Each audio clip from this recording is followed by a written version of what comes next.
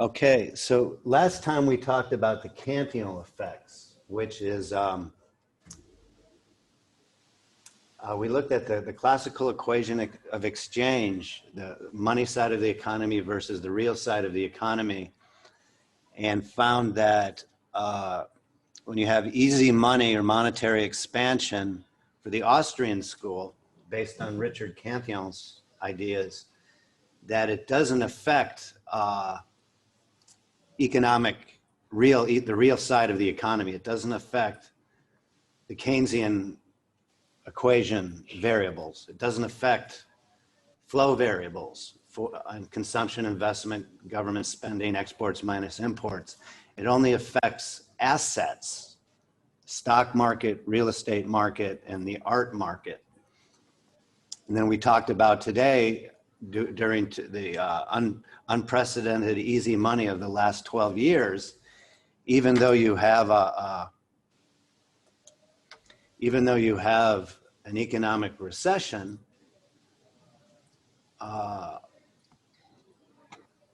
we still have housing prices going up, stock market is going up, and the art market's going up. So even though we're in an economic lockdown, the asset markets are going up. Well, obviously, because more are being channeled into the asset markets as opposed to real investment, because the economy's partially locked down. So you're going to have a lot more channeling into the asset markets than you do into the real investment. So the way theoretically it's supposed to work is, so here's the business cycle, boom and bust, boom and bust. During the downward portion of the business cycle is when you get your macroeconomic interventions.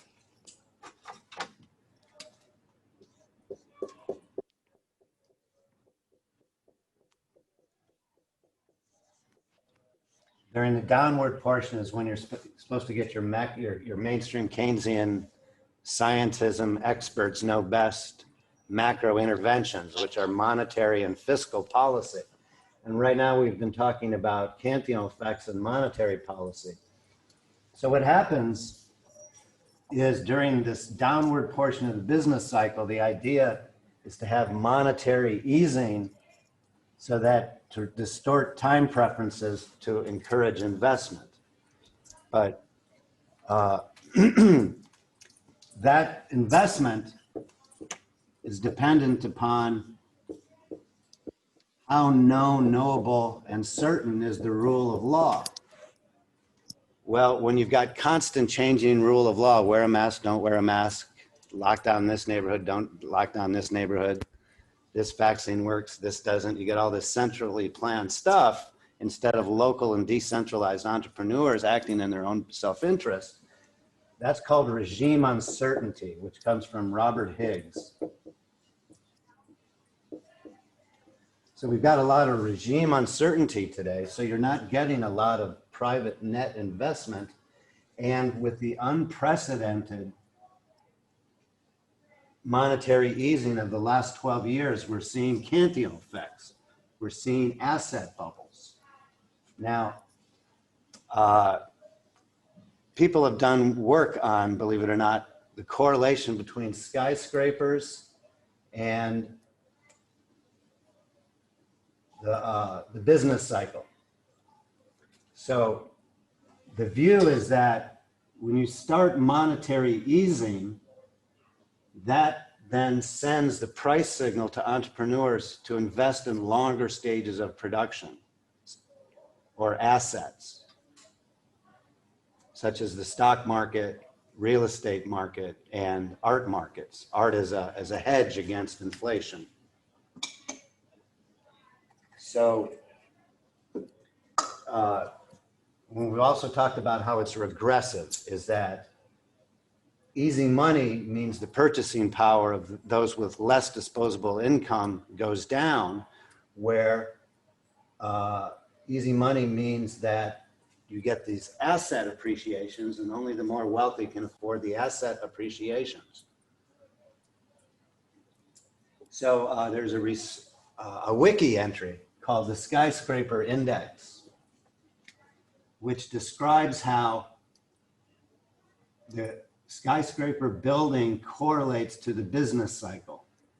That during the easy money portion, you get the asset bubble, and then when the business cycle is about to crash again, you end up with a bunch of unfinished skyscrapers. So I'm going to share my screen and we'll look at that wiki index. Or we'll look at that wiki entry on the skyscraper index. So the skyscraper index, here's wiki. The skyscraper index is a whimsical concept put forward by Andrew Lawrence, which showed that the world's tallest buildings have risen on the eve of economic downturns. So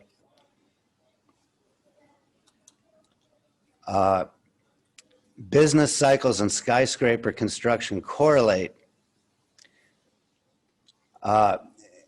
So that's one view. And then Mark Thornton's skyscraper index model successfully sent a signal in the late 2000s financial crisis. So now we're going to look at Thornton's book here. The Skyscraper Curse, How Austrian Economists Predicted Every Major Economic Crisis of the Last Century. So what Thornton shows is that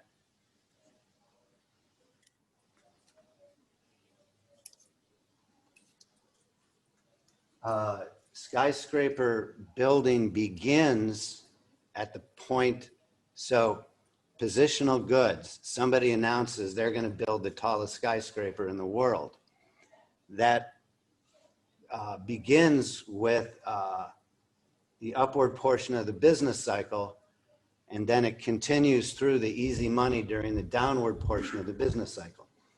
So the skyscraper construction begins prior to the crash. Then they start to build the skyscraper with the easy money during the downward portion of the business cycle. And then right as they reach the highest point, right as they become the tallest skyscraper, that's when the market crashes. So Thornton's idea is that you can time business cycles, not exactly, not through scientism and using econometrics, but you can anticipate booms and busts by skyscraper announcements and building.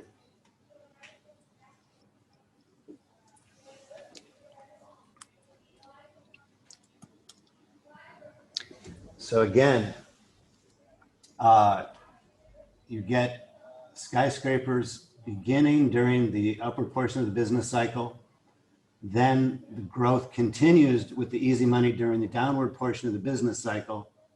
Then right as they reach the tallest point, then that signals the crash.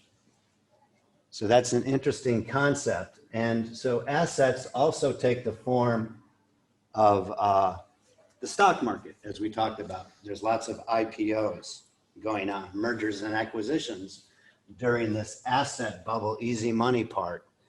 And a friend of myself and two other people, we're looking at at art markets, about how now during the downward portion, the poor are becoming poorer because they lose their disposable income, where the rich are becoming richer due to in this case, the art market bubble. And we're going to be trying to put that to econometrics. And last class, I showed you from my book, Economics for Everyone, the correlation between the increase in the money supply and the housing boom and bust.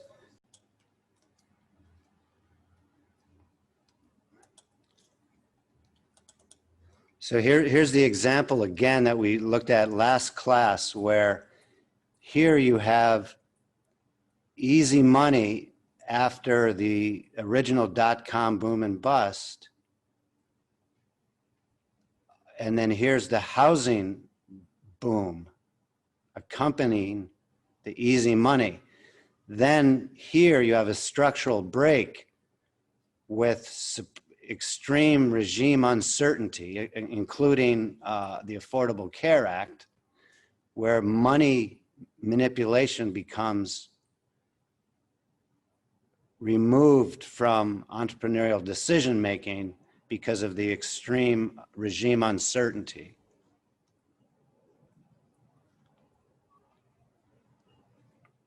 And now we've had easy money ever since.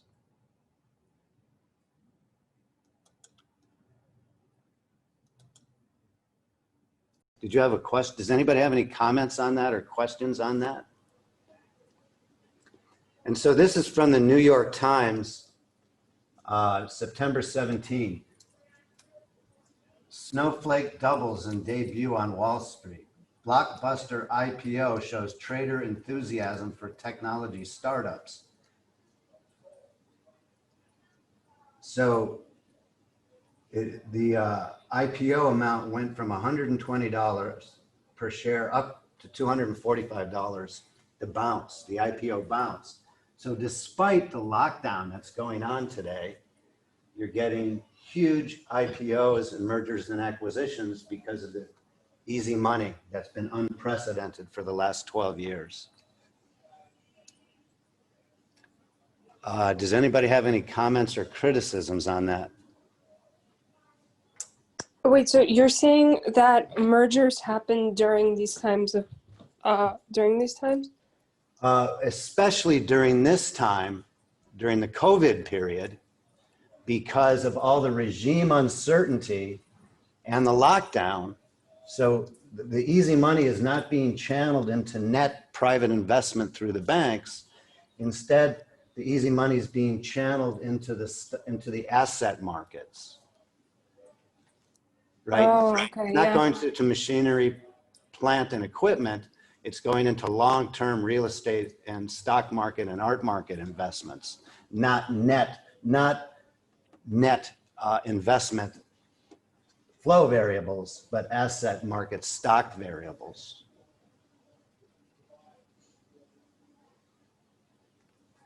And you're seeing that by especially the tech sector, right? Where we're going through a structural change now in the economy where the lockdown means that there's other ways of doing business. And that's technological advancement. And so same thing with the original dot-com boom and bust. These firms aren't making any money. It's complete a bubble. There was a joke, you're too young to remember, but during the original dot-com boom and bust, the more money that you lost, the greater would be your IPO. And so when all of this was over, then the only firms left standing was Amazon. Yes, sir. So the economy right now, if it were to recover, what would happen to these companies that profited when there was an economic downturn? If the economy is to, miraculously, everybody follows the protocol where you Without use, sound money. huh? Without sound money. Well, ideally, these firms, oh, you mean everybody's banking on the technology during the lockdown and alternative methods. That's, who knows? Our people, right now, there's 1 million, in downtown Manhattan, there's 1 million people worked at in the skyscrapers in the office buildings in Manhattan, and only 10% of those people are back right now. So if the economy opens up, how many more would be returning to those offices? Or are we going to a new structural position where people are learning to work from home? But again, with the asset bubbles, you're getting middle management overhead. You're getting managerial economics, or due to the financialization, you're getting a lot of middle management, which may or may not be necessary. Firms are becoming too large, and they're being, and we talked about this last time, about the financialization of the economy and then public policy effects on the size of the firm. And firms are becoming too large and too politically oriented. And that's called financial capitalism. I'm going to pause recording and show you financial capitalism. So we've been talking about the tendency under public policy for firms to grow too large due to the financialization of the economy, the income tax, and the write-off of debt on the tax code, where you get a lot more debt capitalization than equity capitalization, which creates an absentee ownership class. And there's a new book out by Randall Holcomb. He's a very good writer, very astute public choice writer. Political Capitalism: How Economic and Political Power is Made and Maintained, where you need to raise $2 billion to run for president in huge depersonalized political entities. Well, you take from the unorganized many and give to the organized few who donate to your political campaigns. And we've also talked about this. We also talked about this when we talked about the captured economy.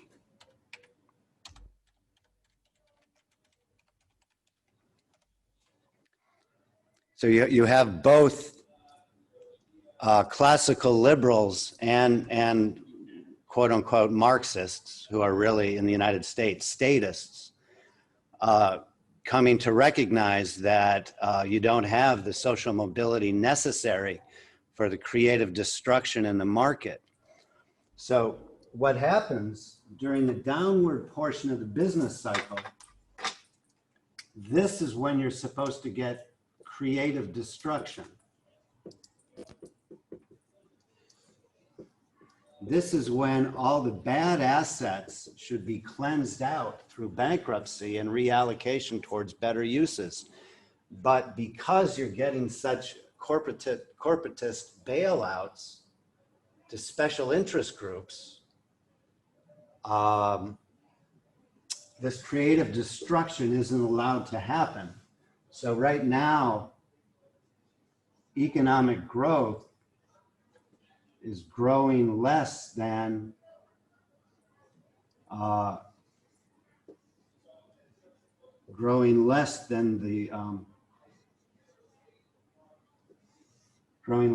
debt. So economic growth,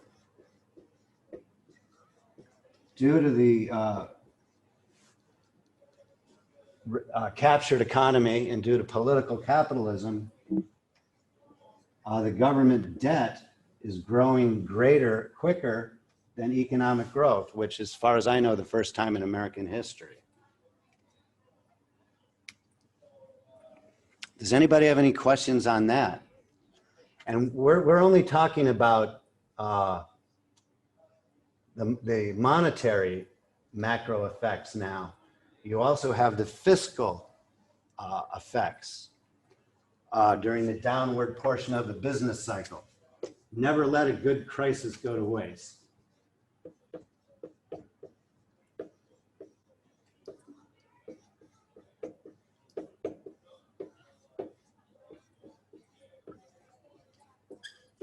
Does anybody know who said that? Never let a good crisis go to waste? It was somebody who was a leader of the administration which passed the Affordable Care Act. Great, we have the housing boom and bust, we have a crisis, never let a good crisis go to waste, now we can pass the Affordable Care Act. So Donald Trump, the current president, is doing the exact same thing under the fiscal policy, where for the New York Times today, October 13, 46 billion heads farmers' way as the current president seeks to bolster base. So federal payments to farmers We'll hit a record 46 billion this year as the White House funnels money to the current president's rural base in the South and Midwest ahead of Election Day. So Keynesian economics tells you you're supposed to do macroeconomic stimulus during the downward portion of the business cycle, but it assumes a benevolent government, which is why James Buchanan won the Nobel Prize for his public choice economics. It's not a benevolent government. The politicians are self-interested, and they use the stimulus to get votes, and that's Sowell's rule, which we've talked about. So any comments on that? Cantillon effects and the Skyscraper index. Any other comments or questions? Okay, thank you.